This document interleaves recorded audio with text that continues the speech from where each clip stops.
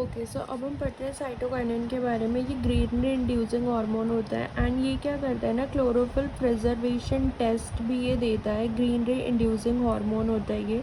First time ये discover किया था, किसने डिस्कवर किया था? ये स्कॉग ने डिस्कवर किया था फर्स्ट टाइम ईस्ट सेल में। एंड ये एडेनिन का डेरिवेटिव हो सकता है, यानी कि हमारे जितने भी लिविंग ऑर्गेनिज्म होते हैं सब में एडेनिन होता ही होता है। एडेनिन क्या है? ये न्यूक्लियोटाइड्स होते हैं। सो एडेनिन, ग्वानिन, ये हमें पता है, नाइट्रोजनस बेसिस जो होते हैं। तो ये एडेनिन जो होता है ना, ये इसका डेरिवेटिव होता है एडेनिन का। ठीक है, सो सब लिविंग ऑर्गेनिज्म में, क्योंकि एडेनिन तो बेसिक होता है, डीएनए में होता है, तो वो तो सब में प्रेजेंट होता है, तो इसलिए ये हर जगह पाया जाता है। साइटोकाइनिन की बायोसिंथेसिस अब हम देखते हैं। मेनली सिंथेसाइज होता है ये रूट एपिकल मेरिस्टेम पे, and from root apical meristem से ये पूरी बॉडी में ट्रांसपोर्ट होता है जाइलम पाथवे के थ्रू। तो ये जो होता है ना, यहाँ पे ये है एटीपी एंड एडीपी मिलेगा, एडेनिन ट्राइफॉस्फेट, एडेनिन डाइफॉस्फेट मिलता है DMAP के साथ। डाई मिथाइल एलॉयल फॉस्फेट जो होता है ये 5 कार्बन का कंपाउंड होता है। सो ये दोनों मिलते हैं एंड IPT, आइसोपेंटेनिल ट्रांसफरेज एंजाइम, इसको बना देता है IP inorganic phosphate RTP and IPRDP। ठीक है, तो ये इन दोनों में कन्वर्ट हो जाता है आइसोपेंटेनिल ट्रांसफरेज की हेल्प से। तो ATP और ADP एडेनिन का डेरिवेटिव होता है एंड DMAP भी इसमें यूज़ होता है। ठीक है, और ये जो IPRTP IPRDP होता है, ये होता है आइसोपेंटेनिल राइबोसाइड ट्राइफॉस्फेट एंड आइसोपेंटेनिल राइबोसाइड डाइफॉस्फेट। ये दोनों SCR में जाते हैं। SCR में जाते ही साइटोक्रोम P450 जो एंजाइम होता है, ये SCR में प्रेजेंट होता है। साइटोक्रोम 450 ये क्या करता है, इसको कन्वर्ट कर देता है ZTP and ZDP which is zeatin triphosphate and zeatin diphosphate, and then हमारा ज़िएटिन SCR में बनता है। फिर वो साइटोसॉल में आता है, ज़िएटिन से हमारा साइटोकाइनिन जो है वो बन जाता है। सो IPT की अगर हम बात करें, आइसोपेंटेनिल ट्रांसफरेज, इसका मास्टर रेगुलेटर होता है साइटोकाइनिन बायोसिंथेसिस का। अगर IPT म्यूटेट हो गया तो लॉस ऑफ फंक्शन हो जाएगा, क्लोरोफिल का सिंथेसिस भी कम हो जाएगा और जल्दी से उसका सेनेसेंस आ जाएगा, सेनेसेंस अर्ली आ जाएगा। So small amount of cytokinin is also synthesize. Young leaves और यंग फ्रूट्स में भी साइटोकाइनिन मिलता है। बेसिकली जो क्लोरोफिल सिंथेसिस वो भी कम हो जाते हैं, क्योंकि साइटोकाइनिन बहुत ज़रूरी होता है। Small amount of cytokinin young leave और यंग फ्रूट्स में भी मिलते हैं। साइटोकाइनिन की सिग्नलिंग एकदम जो बैक्टीरियल की 2 कंपोनेंट सिग्नलिंग सिस्टम है ना, उसके जैसी ही होती है। रिसेप्टर जो होते हैं इसके ER पे भी होते हैं एंड प्लाज्मा मेम्ब्रेन पे भी होते हैं। याद रखना, साइटोकाइनिन के रिसेप्टर ER पे भी होते हैं, प्लाज्मा मेम्ब्रेन पे भी होते हैं। साइटोकाइनिन सिग्नलिंग जो होती है कौन रेगुलेट करता है? By covalent modification, by phosphorylation and dephosphorylation. So इसके अंदर क्या होता है? कोवेलेंट मॉडिफिकेशन होता है, फॉस्फोराइलेशन होता है एंड डीफॉस्फोराइलेशन होता है साइटोकाइनिन में। तो इस तरीके से आप देखो, ये हमारा जो है ER पे हम देख रहे हैं, ER का हमारा ये ल्यूमेन हो गया एंड बाहर ये साइटोसॉल है। ये हमारा एंजाइम हो गया, ER पे प्रेजेंट होता है। ये जो इसका रिसेप्टर जो होता है, रिसेप्टर ये एक्टिव होता है, इसके पास 2 ऐसे होता है ये। ठीक है, रिसेप्टर जो है ये एक्टिव है, एक H डोमेन होता है, एक D डोमेन होता है। सो इस तरीके से 2 रिसेप्टर प्रेजेंट होते हैं साइटोकाइनिन में। 2 H डोमेन हो गए, 2 D डोमेन हो गए। एंड अभी क्या है ना, अभी साइटोकाइनिन एक्टिव है, तो साइटोकाइनिन इससे बाइंड हो रहा है आके, साइटोकाइनिन इससे बाइंड हो रहा है अपने रिसेप्टर से आके। ये फॉस्फोराइलेट हो जाते हैं सारे। फॉस्फोराइलेट होते हमारा जो रिसेप्टर है वो क्या हो गया है? एक्टिव हो गया है। रिसेप्टर के एक्टिव होते ही क्या होता है, जो AHP होता है वो भी फॉस्फोराइलेट हो जाता है एंड एक्टिव फॉर्म में आ जाता है। हाँ, रिसेप्टर में 2 डोमेन होते हैं, याद रखना, साइटोकाइनिन के रिसेप्टर में H domain and D domain. ठीक है, तो इस तरीके के रिसेप्टर होते हैं, फॉस्फोराइलेट होते हैं एंड AHP जो इनएक्टिव होता है, AHP भी फॉस्फोराइलेट होके एक्टिव हो जाता है। ठीक है, ये भी एक्टिव हो गया। अब ये जो AHP होता है ना, ये जो AHP फॉस्फोराइलेट होके अभी एक्टिव हुआ है। अब देखो, पहले ये देखो, जब साइटोकाइनिन नहीं था तो जो ARRB होता है वो इनएक्टिव होता है in the absence of cytokinin, and हमारा जो साइटोकाइनिन रिस्पॉन्स एलिमेंट है वो इनहिबिट रहता है, वो कोई एक्ट नहीं करता है जब साइटोकाइनिन नहीं है। अब जब साइटोकाइनिन आ गया है और हमारा AHP भी हमने देखा फॉस्फोराइलेट होके एक्टिव हो गया है, तो ये क्या करता है, ARRB को भी फॉस्फोराइलेट कर देता है, न्यूक्लियस में जाता है AHP एंड ARRB को फॉस्फोराइलेट कर देगा, ये एक्टिव हो जाता है, DNA से बाइंड करता है एंड CRE का एक्सप्रेशन देता है। तो साइटोकाइनिन है तो साइटोकाइनिन रिस्पॉन्स एलिमेंट का एक्सप्रेशन बढ़ेगा एंड इससे ARRA का भी एक्सप्रेशन बढ़ जाता है। ARRA का एक्सप्रेशन तो बढ़ जाता है, लेकिन ARRA जो होता है इसके पास फॉस्फेटेज एक्टिविटी भी होती है ARRA के पास। जैसे ये ARRA बढ़ता है CRE के साथ साथ, ये AHP और ARRB को भी इनएक्टिव कर देता है, क्योंकि इसके पास फॉस्फेटेज एक्टिविटी होती है, इनका फॉस्फेट ग्रुप हटा देता है, ठीक है। तो इनएक्टिवेट कर देता है AHP एंड ARRB को। सो ARRA एक नेगेटिव फीडबैक इनहिबिशन शो करता है, ठीक है। तो ये चीज़ समझ में, जब साइटोकाइनिन नहीं था तो ARRB इनएक्टिव होता है, साइटोकाइनिन आने से पहले AHP फॉस्फोराइलेट होता है, वो इसको फॉस्फोराइलेट करते हैं, CRE का एक्सप्रेशन होता है, इसके साथ साथ ARRA का भी एक्सप्रेशन होता है। ARRA जो है इन दोनों को डीफॉस्फोराइलेट कर देता है, फॉस्फेटेज एक्टिविटी होती है ARRA के पास।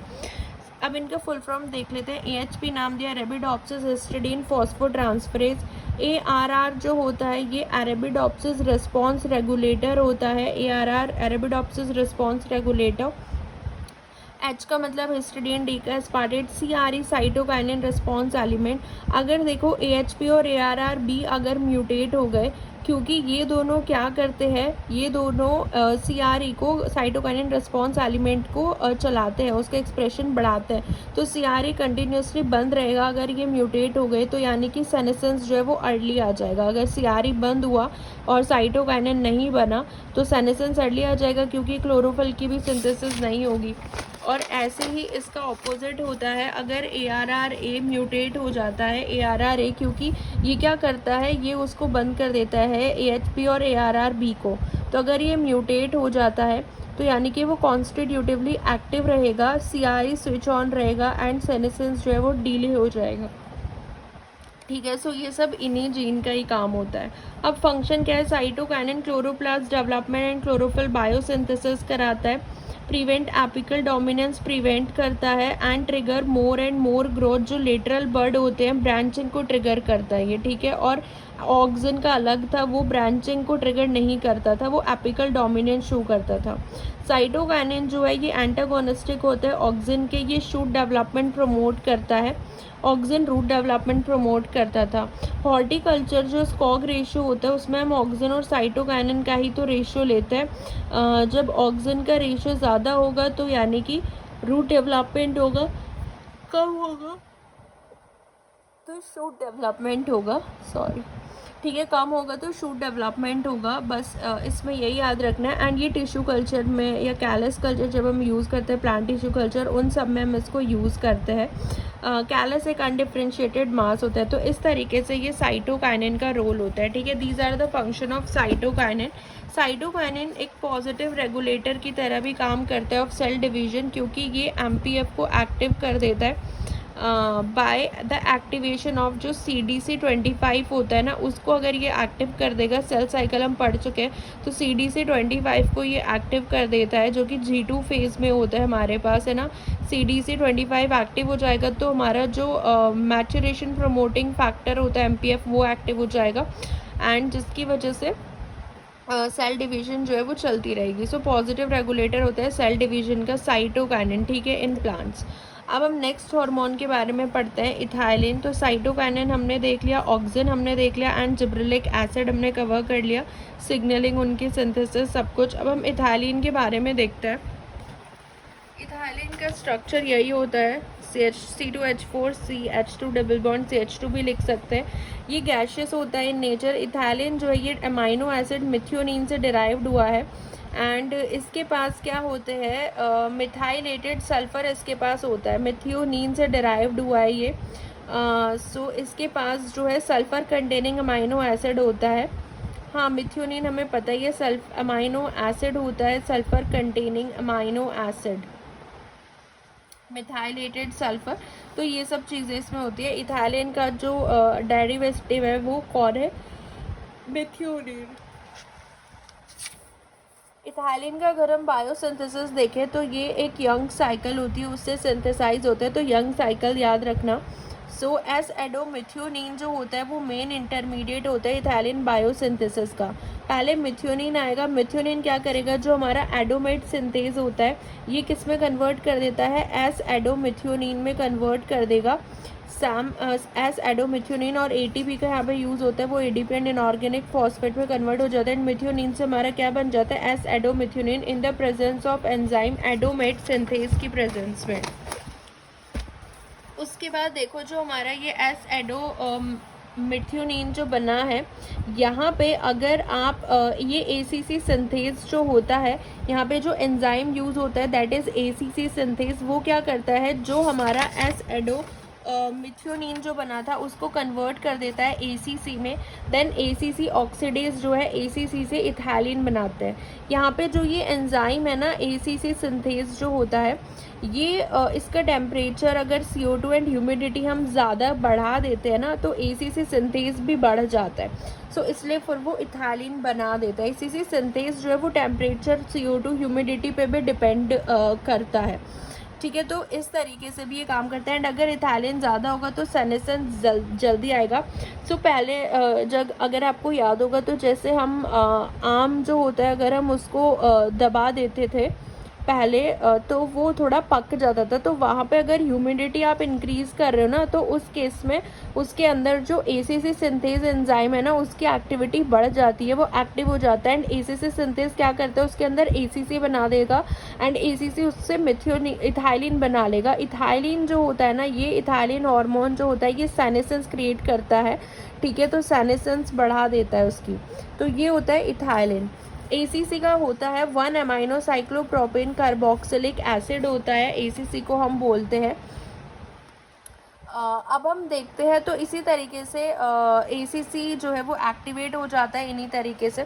अब देखो जो सिग्नलिंग होता है, अच्छा इसमें से ये क्वेश्चन है, अगर हम देखें कि विच वन इज इनमें से बायो एक्टिव जिब्रेलिक एसिड, हमने देखा था 1, 3, 4 and 7 are the bioactive gibberellic acid, 5 नहीं था। सो 5 जो है बायो एक्टिव नहीं है। और जैसे जो जेनेटिकली मॉडिफाइड क्रॉप्स होते हैं हम बायोटेक में यूज़ करते हैं, फ्लेवर सेवर टोमेटो हम बनाते हैं, उनके अंदर हम RNA इंटरफेरेंस टेक्नोलॉजी जो हम यूज़ करते हैं उससे हम उनके अंदर एसीसी सिंथेज तो इनिबिट कर देते हैं। एसीसी सिंथेज अगर इनिबिट कर देंगे तो उनका सेनेसेंस डिले हो जाएगा ना, इथाइलिन नहीं बन पाएगा, इथाइलिन जो है वो कम हो जाएगा, तो लाइफ स्पैन उनका बढ़ जाता है। इसलिए हम उनके अंदर ये जीन जो है वो कम कर देते हैं, इसलिए उनकी मार्केट वैल्यू हाई होती है। इथाइलिन प्रोडक्शन उसका रोक दो, क्योंकि इथाइलिन है तो वो भाई बूढ़े हो रहे हैं एक तरीके से, आप देख सकते हो इथाइलिन है तो उनकी एज बढ़ती है, सेनेसेंस होता है, पक जाते हैं। इथाइलिन आप बंद कर दोगे इथाइलिन का पाथवे, सो एसीसी सिंथेज जो होता है इसी को इनिबिट कर देते हैं। बहुत सी टेक्नोलॉजी में ऐसे यूज़ होता है। ओके, सो इसमें कुछ क्वेश्चंस हैं, जैसे ऑक्सिन का प्रिकर्सर हमें पता है ट्रिप्टोफैन होता है, जस्मोनिक एसिड अभी हमने नहीं पढ़ा है। इथाइलिन का प्रिकर्सर हमें पता है मिथ्योनिन होता है। एंड तो पी का तो हमने देख लिया क्या हो गया, सेकेंड हो गया, पी का सेकेंड हो गया। एंड देन क्यू अभी जस्मोनिक एसिड हमने नहीं पढ़ा है, इसका लिनोलेनिक एसिड होता है। देन इथाइलिन का मिथ्योनिन हो गया, इसी से ही पता चल जाता है इथाइलिन का मिथ्योनिन। एंड ब्रासिनोस्टेरॉइड जो होता है इसका कैंपसटेरॉल होता है। ठीक है, ये भी अभी हमने नहीं पढ़ा है। तो हमने अभी कौन कौन से हार्मोन कवर कर लिए? ऑक्सिन हमने देख लिया है, साइटोकाइनिन देख लिया, जिब्रेलिक एसिड देख लिया एंड इथाइलिन भी देख लिया है। ठीक है, ये क्वेश्चन हम देख लेते हैं। इसमें देखो जैसे ऑक्सिन है, ऑक्सिन का हमें पता है इंडोल एसिटिक एसिड होते हैं, ऑक्सिन को बोलते हैं। प्रोटोप्लास्ट कल्चर आपने पढ़ा होगा, प्रोटोप्लास्ट होता है जब हम उसमें से सेल वॉल रिमूव कर देते हैं, तो पैक्टिनेज एंड सेल्यूलेज जो होते हैं वो सेल वॉल रिमूव करने के काम आते हैं। तो प्रोटोप्लास्ट का ये हो गया। एंड जो साइटोकाइनिन होता है उसका डेरिवेटिव एडेनिन होता है। एंड एडेनिन का नेम हमें पता है, न्यूक्लिक एसिड्स हम पढ़ चुके हैं, 6 अमाइनो प्यूरिन होता है। ठीक है, तो आर का जो है सेकेंड हो जाएगा तो इसका आंसर यही हो जाएगा। माइक्रोस्पोर कल्चर में एम्ब्रियोजेनेसिस इन्वॉल्व होता है। ठीक है, तो ये इस तरीके के क्वेश्चंस आते हैं। नेक्स्ट ये भी एक क्वेश्चन है, इसको हम बाद में देखेंगे। ओके, इथाइलिन की पहले हम सिग्नलिंग कंप्लीट कर लेते हैं। इथाइलिन की हमने सिग्नलिंग नहीं देखी है। इथाइलिन हार्मोन जो है, हमने इसका सिंथेसिस देख लिया कि कैसे मेथियोनिन से बन रहा है इथाइलिन। एंड सिग्नलिंग इसकी देखते हैं कि प्रेजेंस और एब्सेंस ऑफ इथाइलिन में क्या होता है। अगर हमारे पास इथाइलिन नहीं है, इथाइलिन सिग्नलिंग भी bacterial two component signalling system जैसे ही, जैसे साइटोकाइनिन की हमने देखी। इथाइलिन रिसेप्टर जो होता है ये मल्टी जीन फैमिली एनकोड करती है।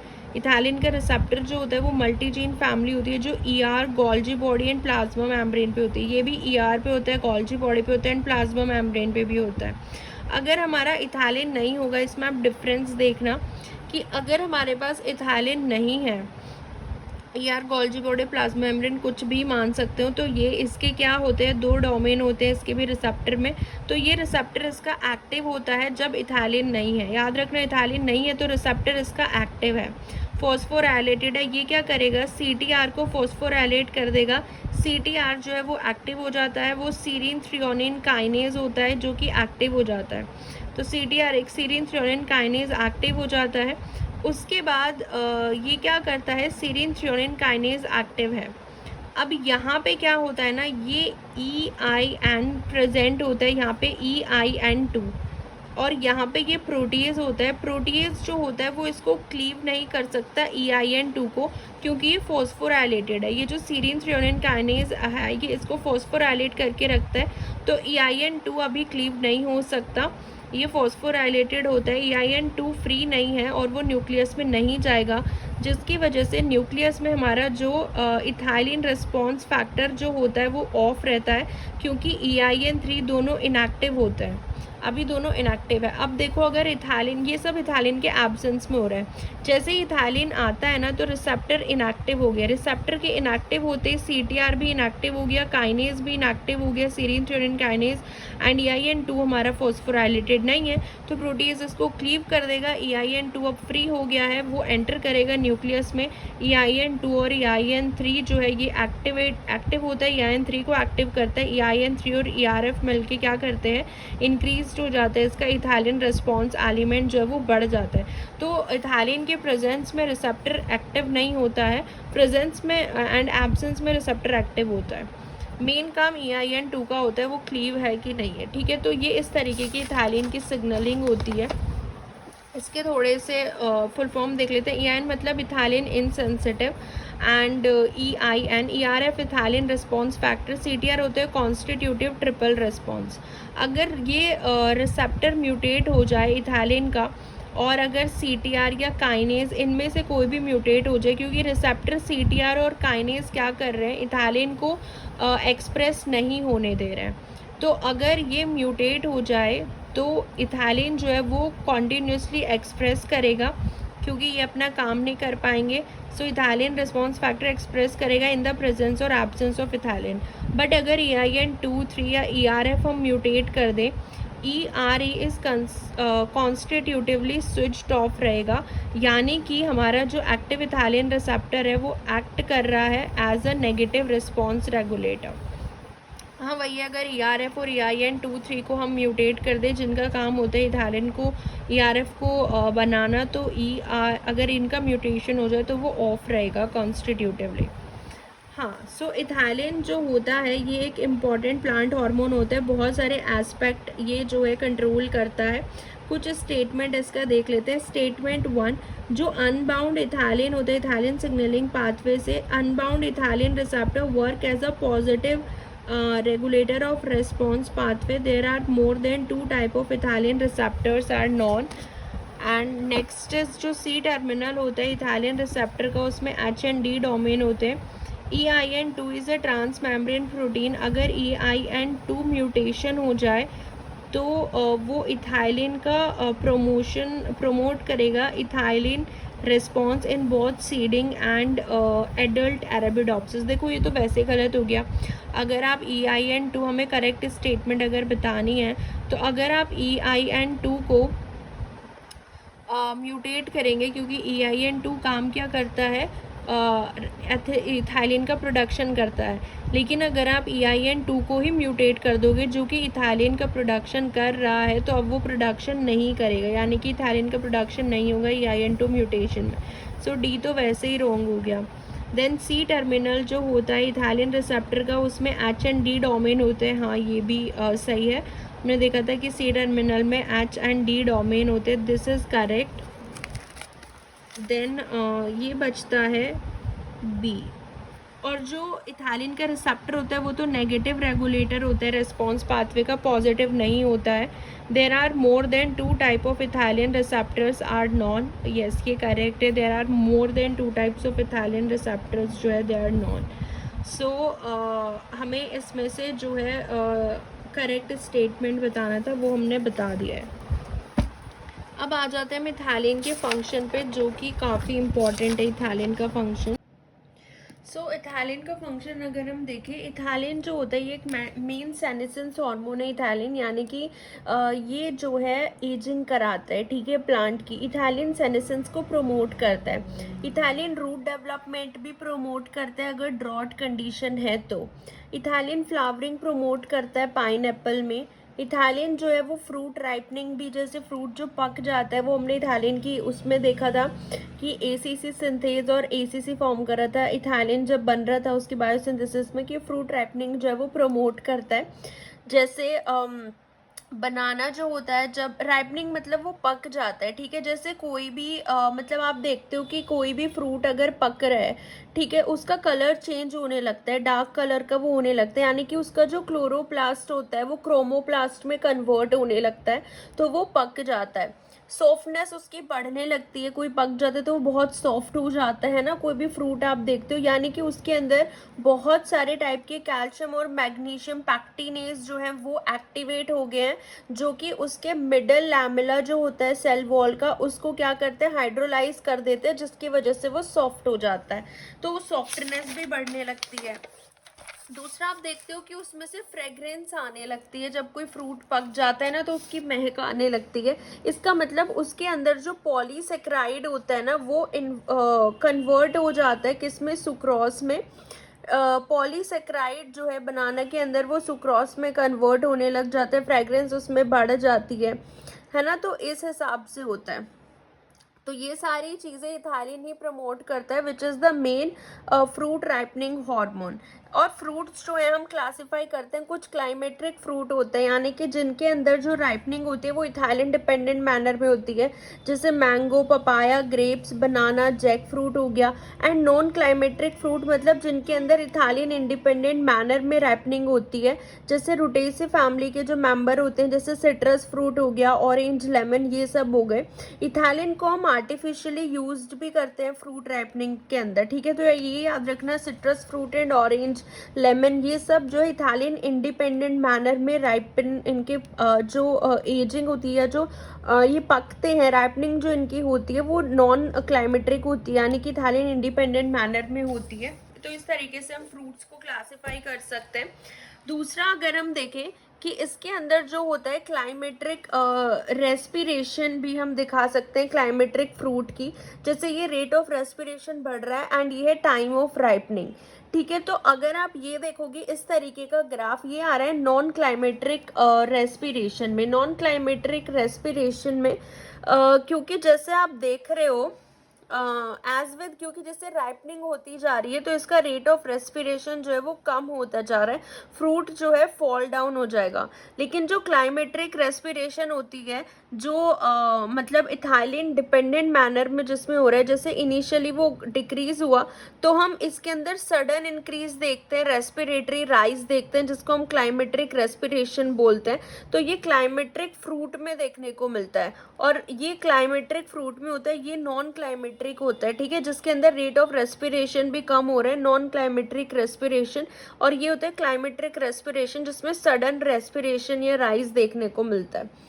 इथाइलिन जो है वो एपिनेस्टिक लीफ डेवलपमेंट भी प्रमोट कराता है, जैसे ये जो प्लांट है, ये जो लीफ है यहाँ पे जो है वो लोअर साइड में ज़्यादा ग्रोथ करा देगा, जिसकी वजह से उसके अंदर फोटोसिंथेटिक एफिशिएंसी बढ़ जाती है एंड लीफ जो है वो बेंड होने लग जाती है। इसको बोलते हैं एपिनास्टिक लीफ डेवलपमेंट, लीफ बेंड होने लग जाएगी। इथाइलिन जो है वो प्रमोट करता है senescence in older part, as an older plant में, ओल्डर पार्ट में प्रमोट करते हैं, क्योंकि ओल्डर प्लांट अगर हो गया, अगर प्लांट ओल्ड हो गया है तो ऑक्सीजन कम हो जाता है, इथाइलिन बढ़ जाता है तो लीफ फॉल हो जाती है। अब जैसे हम एक कॉर्निया का देखें, वाटर हाइसिंथ जिसको हम बोलते हैं, ये एक हाइड्रोफाइट होता है, बंगाल में इसको हम टेरर ऑफ बंगाल भी बोलते हैं।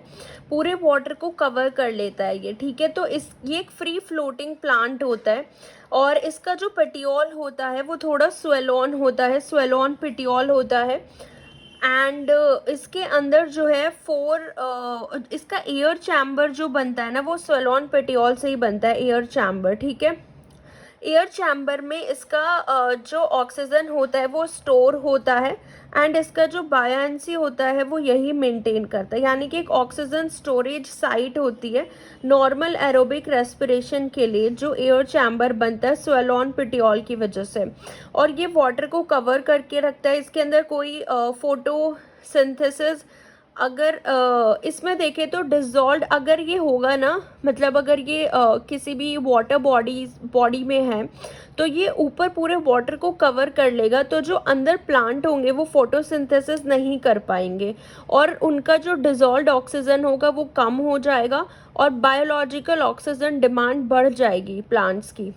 तो नेचुरल एक्वेटिक फ्लोरा और फोना डिस्टर्ब हो जाते हैं और बहुत सारी स्पीसीज एक्सटेंट हो गई थी इसकी वजह से। इसको ऐसे लाया हुआ था क्योंकि ये बहुत सुंदर था देखने में, बट इसको बाद में टेरर ऑफ बंगाल माना गया। स्टेम जो होती है इस हाइड्रोफाइट की, इसके पास क्यूटाइल नहीं होती है। Stem of hydrophyte does not have cuticle, हाँ क्यूटिकल इसके पास नहीं होती है। और एपिडर्मिस जो होता है इसका वो क्लोरोप्लास्ट रिच होता है। तो इसके अंदर ना आपको ये देखना है, जो ये एयर चैम्बर बन रहा है ना, जो प्रोग्राम्ड सेल डेथ होती है कॉर्निया के अंदर, वाटर हाइसिंथ के अंदर, वो इथाइलिन ही कराता है। So ethylene is also responsible for programmed cell death. ऐसे अगर आप लोटस का स्टेम देखोगे ना, ऊपर से अगर आप लोटस का ये स्टेम देखते हो उसमें ऐसे पोर होते हैं, पाइप लाइक स्ट्रक्चर होते हैं, चार जो नीचे तक जा रहे होते हैं ये पाइप, इनको हम एरेनकाइमा बोलते हैं, ठीक है। लोटस के अंदर ये जो है उसके गैसेस ट्रांसपोर्ट में इन्वॉल्व होते हैं, ये भी इथाइलिन ही डेवलप करता है, aerenchyma. In aquatic submerged and free floating plant, ethylene जो है इंड्यूस फॉर्मेशन ऑफ एरेनकाइमा और air chamber which is helpful for storage and transport of oxygen के लिए हेल्पफुल होता है। और ये एरेनकाइमा और एयर चैम्बर जो ये फॉर्म होते हैं, it is the function of ethylene हम लेके चलते हैं, ठीक है। अगर हम इथाइलिन के बारे में देखें तो इथाइलिन जो होता है एक्सोजीनस, अगर आप इथाइलिन का स्प्रे कराओगे, अगर इथाइलिन का स्प्रे हम देते हैं तो ये ट्रिपल रिस्पॉन्स शो करता है इन ग्रोइंग सीडिंग, यानी कि ट्रिपल रिस्पॉन्स में एक तो ये शूट का एलोंगेशन बढ़ा देगा, शूट का थिकनेस बढ़ा देगा, यानी कि लेटरल स्वेलिंग थिकनेस बढ़ा देगा, एलोंगेशन बढ़ा देगा, प्लस एपिकल बर्ड जो होगी, एपिकल उसको टाइट कर देगा, यानी कि एपिकल ग्रोथ सीज हो जाएगी, कोई ग्रोथ नहीं होगी।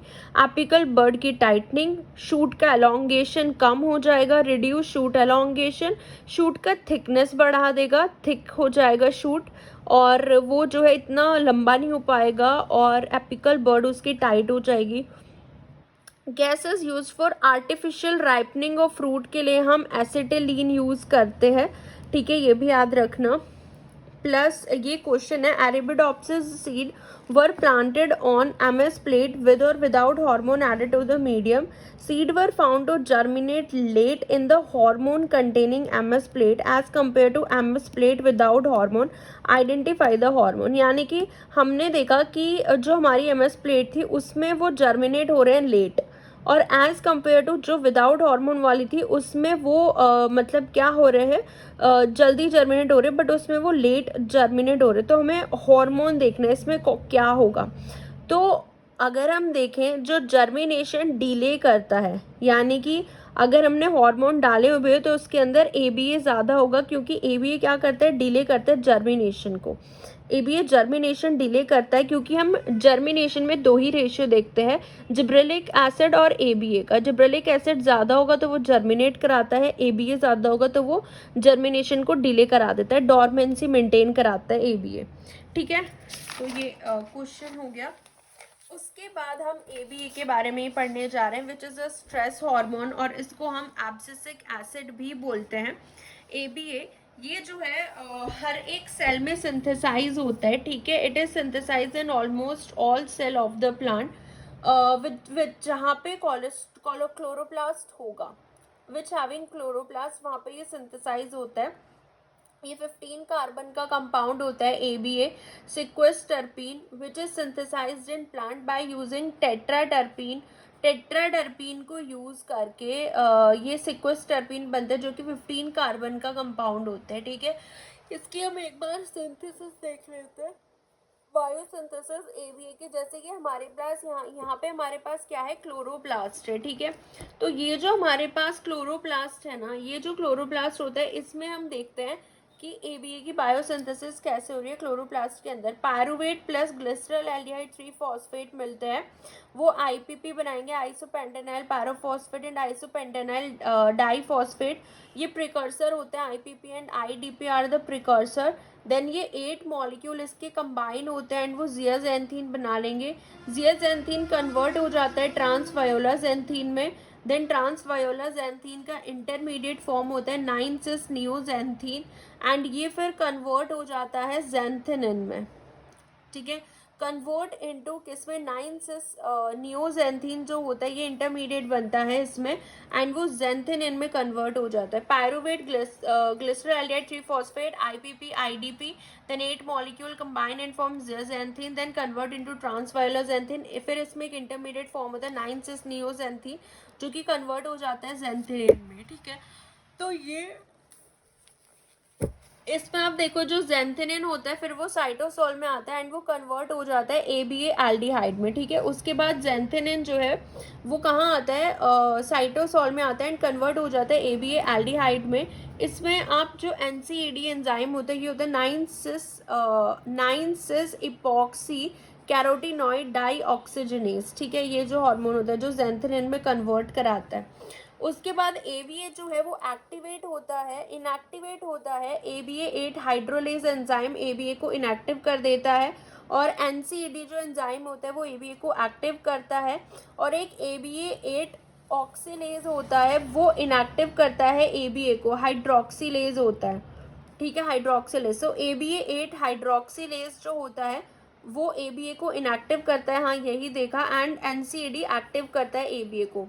एबीए की सिग्नलिंग अगर हम देखें तो इसका अगर दो सिनेरियोज हम देखते हैं इसमें एबीए में भी, एक होता है कि हमारे पास जो रिसेप्टर है वो प्रेजेंट है, और एक होता है हमारे पास जो रिसेप्टर नहीं, जो एबीए वो एब्सेंट है, या एबीए जो है प्रेजेंट है। तो ये दो चीज़ें हम इसमें दो सिनेरियोज देखते हैं। पहला हम देखते हैं कि एबीए अगर एब्सेंट है, ठीक है, अगर एबीए एब्सेंट है तो उस केस में हम देखेंगे कि जो रिसेप्टर है, एबीए रिसेप्टर जो होता है, पहले आप ये देखो दोनों साइटोसॉल पे एंड सेल सरफेस पे होते हैं, बहुत साइटोसॉलिक भी होते हैं एंड सेल सरफेस भी होते हैं, और एबीए सिग्नलिंग जो है कोवेलेंट मॉडिफिकेशन से कंट्रोल होती है, यानी कि फॉस्फोराइलेशन एंड डीफॉस्फोराइलेशन। तो हम ये इसमें दोनों सिनेरियोज देखते हैं। ठीक है, तो अगर हम इसमें ये दोनों सिनेरियोज देखने वाले हैं एबीए की, देखो इस केस में एबीए एब्सेंट है, तो ये पूरा इसका एबीए का पूरा रिसेप्टर होता है, एबीए रिसेप्टर जो इनएक्टिव है, PYL PYR एंड RCAR, ये 3 सब यूनिट होती है इसके रिसेप्टर की। अब यहाँ पे हमारे पास एबीए नहीं है, एबीए बाइंडिंग साइट, तो रिसेप्टर इनएक्टिव है, जिसकी वजह से ये जो PP2C होता है ये एक्टिव है। PP2C इस केस में एक्टिव है, तो ये क्या करता है, PP2C ये डीफॉस्फोराइलेशन कर देता है किसका, SNRK का, जो कि काइनेज होता है। तो डीफॉस्फोराइलेशन हो गया SNRK का, जो कि काइनेज है, जो कि इनएक्टिव हो जाता है। एंड उसके बाद ये दो ट्रांसक्रिप्शन फैक्टर इसमें बनते हैं, एक बी जिप होता है ट्रांसक्रिप्शन फैक्टर, एंड दोनों इनएक्टिव होते हैं, दोनों ट्रांसक्रिप्शन फैक्टर इनएक्टिव होते हैं। एक बी जिप होता है, एक का नाम नहीं मतलब नाम नहीं रिकॉग्नाइज है इनको, तो ये ट्रांसक्रिप्शन फैक्टर बस दो नाम दे रखे हैं कि दो ट्रांसक्रिप्शन फैक्टर होते हैं, दोनों इनएक्टिव होते हैं। अब इस केस में अगर दोनों ट्रांसक्रिप्शन फैक्टर इनएक्टिव है तो एबीए रिस्पॉन्स एलिमेंट जो होगा वो स्विच्ड ऑफ होता है, ठीक है। PP2C प्रोटीन लाइक फॉस्फेटेजेस होते हैं ये। अगर हमारे पास एबीए है तो एबीए बाइंड करेगा अपनी बाइंडिंग साइट पे, PP2C जो है अगर ये रिसेप्टर एक्टिवेट है तो PP2C इससे आगे बाइंड कर जाएगा, ये इनएक्टिव हो जाएगा, तो इसकी वजह से ये काइनेज जो होगा ये फॉस्फोराइलेटेड होता है इस केस में और ये एक्टिव होता है। तो ये जो ट्रांसक्रिप्शन फैक्टर बीजेप है, दोनों ट्रांसक्रिप्शन फैक्टर फॉस्फोराइलेट हो जाते हैं, दोनों एंड न्यूक्लियस में एंटर करते हैं एंड एबीए का रेस्पॉन्स एलिमेंट जो होता है वो स्विच्ड ऑन हो जाता है। तो इस केस में जो है ये दोनों की सिग्नलिंग होती है। RCAR जो यहाँ पे हमने देखा ये regulatory component of ABA receptor, RCR and PP2C मतलब प्रोटीन लाइक फॉस्फेटेज। तो इस तरीके की सिग्नल होती है। अगर ABA नहीं है तो ABARE स्विच ऑफ होगा, है तो ये स्विच ऑन होगा, और रिसेप्टर जो है वो उल्टा होता है। अगर ABA नहीं है तो रिसेप्टर इनएक्टिव होता है, ABA है तो रिसेप्टर जो है वो एक्टिव होता है, ठीक है। डायरेक्टली होता है, ABA है तो रिसेप्टर एक्टिव होगा, ठीक है। तो ये इस तरीके की सिग्नलिंग हमें देखने को मिलते हैं ABA में। अब हम देखने जा रहे हैं ABA के फंक्शन के बारे में, ठीक है। ABA का फंक्शन अगर हम देखें तो इसमें देखो ऑल्सो कॉल्ड, इसको हम सीड मैचुरेशन हार्मोन भी बोलते हैं क्योंकि पॉजिटिव रेगुलेटर होता है डेला प्रोटीन का। सो देखो डेला प्रोटीन हम पढ़ चुके हैं ना, जिब्रेलिक एसिड जो होता है, डेला प्रोटीन जो होता है जिब्रेलिक एसिड वाले पाथवे को इनएक्टिव करता है डेला प्रोटीन, है ना। सो ABA जो होता है वो क्योंकि उल्टा ही होगा, ये पॉजिटिव रेगुलेटर होगा ना डेला प्रोटीन का, तो ये सीड जर्मिनेशन को प्रिवेंट करता है और जिब्रेलिक एसिड सीड जर्मिनेशन को प्रमोट करता है। So ABA promote LEA gene expression जो लिया होता है, late embryogenesis abundant gene expression and form लिया प्रोटीन ड्यूरिंग सीड मैचुरेशन। तो ये लिया जीन एक्सप्रेस कराता है और लिया प्रोटीन बन जाता है। इफ NCED एंजाइम अगर ये म्यूटेट हो गया, NCED एंजाइम अगर म्यूटेट हो गया जो एक्टिव करता है ABA को, तो ABA का कंसंट्रेशन लो हो जाएगा एंड सीड जो है वो विविपैरस जर्मिनेशन शो करेगा, ठीक है। तो सीड ABA कंसंट्रेशन कम हो जाएगा। ABA इंड्यूस करता है abscission of leaf, flower and fruit का, ठीक है। ABA abscission of leaf, flower and fruit कराता है, ट्यूबराइजेशन करा देता है पोटैटो में, ABA फ्लावरिंग को डिले कराता है, ठीक है, ये भी याद रखना।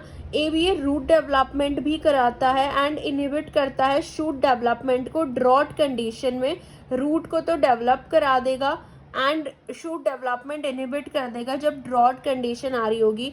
ABA स्टिमुलेट करता है स्टोमेटल क्लोजर, हाँ ये याद रखना है कि ड्रॉट कंडीशन में ABA स्टोमेटल क्लोजर को स्टिमुलेट करता है। सो ABA को हम एंटी ट्रांसपेरेंट हार्मोन भी बोलते हैं। Anti transparent hormone is ABA, abscission of leaf, flower and fruits, इसमें ये इन्वॉल्व होता है ABA, ठीक है। अब हम आ जाते हैं नेक्स्ट हार्मोन पे which is brassinosteroid. Okay, so next hormone है हमारे पास ब्रासिनोस्टेरॉइड। ये जो होता है it is synthesized from plant steroid, ठीक है। कैंपस स्टेरॉल से ये सिंथेसाइज होता है। ये जो है मेंबर है साइटोक्रोम 450 जो होता है मोनो ऑक्सीजनेज, ये इंपॉर्टेंट रोल प्ले करता है ब्रासिनोस्टेरॉइड के बायोसिंथेसिस में। इसका अगर आप फंक्शन देखोगे so it promote pollen tube formation, brassinosteroid and source of brassinosteroid जो होता है वो स्टिग्मा होता है। ओके, ब्रासिनोस्टेरॉइड का जो सोर्स होता है वो स्टिग्मा होता है फीमेल प्लांट में। Okay, stigma, style and ovary वो फीमेल पार्ट होता है, उसका स्टिग्मा जो है is the source of brassinosteroid and pollen tube formation कराता है ब्रासिनोस्टेरॉइड। ब्रासिनोस्टेरॉइड जो होता है लो कंसंट्रेशन पे ये भी रूट एंड शूट का ग्रोथ कराता है, बट हाई कंसंट्रेशन पे ये इनहिबिट कर देता है ग्रोथ को, वो कंसंट्रेशन डिपेंडेंट होता है। ब्रासिनोस्टेरॉइड जो होता है क्लोरोप्लास्ट डेवलपमेंट भी प्रोमोट करता है, chloroplast development, shoot development promote करता है, स्टेम एलोंगेशन प्रमोट करता है एंड अगर स्टेम एलोंगेशन देखें वो मेनली जिब्रेलिक एसिड करता है, शूट डेवलपमेंट साइटोकाइनिन करता है, क्लोरोप्लास्ट डेवलपमेंट भी साइटोकाइनिन करता है, बट ये सारी चीज़ें ब्रासिनोस्टेरॉइड भी प्रमोट कराता है। रूट डेवलपमेंट जो ऑक्सीजन करता है वो भी ये कराता है। ये लीफ इंक्लाइनेशन टेस्ट देता है ब्रासिनोस्टेरॉइड, ये याद रखना, ठीक है। सो ये होता है ब्रासिनोस्टेरॉइड के बारे में।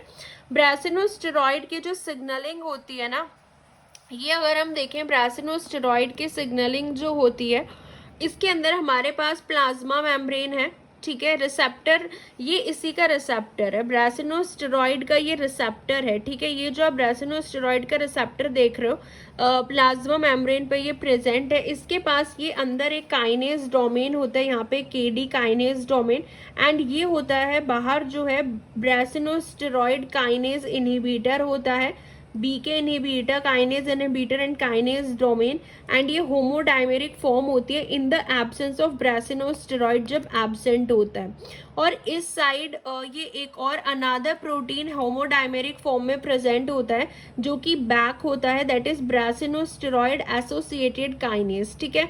ब्रासिनोस्टेरॉइड एसोसिएटेड काइनेज होता है जो होमोडाइमेरिक फॉर्म में होता है, अनादर प्रोटीन इन होमोडाइमेरिक फॉर्म, ये रहा ब्रासिनोस्टेरॉइड एसोसिएटेड काइनेज, एंड ये हमारा काइनेज डोमेन होता है, एंड ये काइनेज इनहिबिटर होता है, ये हमारा ब्रासिनोस्टेरॉइड एसोसिएटेड काइनेज होता है, another protein in homodimeric form, ठीक है। तो ये चीज याद रखना है, homodimeric form in the absence of brassinosteroid, another protein in homodimeric form में होता है। दूसरा देखो, ये बाइंड करेगा एंड ये इंड्यूस करता है, अब ब्रासिनोस्टेरॉइड आएगा, जैसे ही अभी ये एब्सेंट था ब्रासिनोस्टेरॉइड, जैसे ही ब्रासिनोस्टेरॉइड हार्मोन आया तो इनका हेट्रोडाइमराइजेशन हो जाएगा, यहाँ से जो ये BKI है काइनेज इनहिबिटर जो है ये यहाँ से डिसोसिएट हो जाएगा। ये जो लाइट कलर में देख रहे हो ना, ये BKI ब्रासिनोस्टेरॉइड काइनेज इनहिबिटर, ये यहाँ से क्या हो जाएगा, डिसोसिएट हो जाएगा। देखो बैक जो है will come and joint it and phosphorylate, जो इधर जो होमोडाइमराइज प्रोटीन हो रखा था बैक वो आएगा यहाँ पे एंड काइनेज डोमेन से जो है वो क्या कर लेगा, ज्वाइन कर लेगा एंड जॉइंट इट एंड फोस्फोराइलेट हो जाएगा बैक, क्योंकि जो वो इनहिबिटर था वो हट चुका है, काइनेज डोमेन फ्री है, तो बैक आके बाइंड कर लेता है एंड वो फोस्फोराइलेट हो जाता है, वो एक्टिव है। तो बैक जो होता है वो एक और को फोस्फोराइलेट करता है, एसोसिएटेड काइनेज एक BSU प्रोटीन होता है, इसको क्या कर देगा, फोस्फोराइलेट कर देगा एंड ये एक्टिवेट हो जाएगा। BSU के पास फोस्फेटेज एक्टिविटी होती है, ठीक है, एंड ये एक्टिवेट हो गया, हमारा जो BSU है वो क्या हो गया है, एक्टिवेट हो गया है।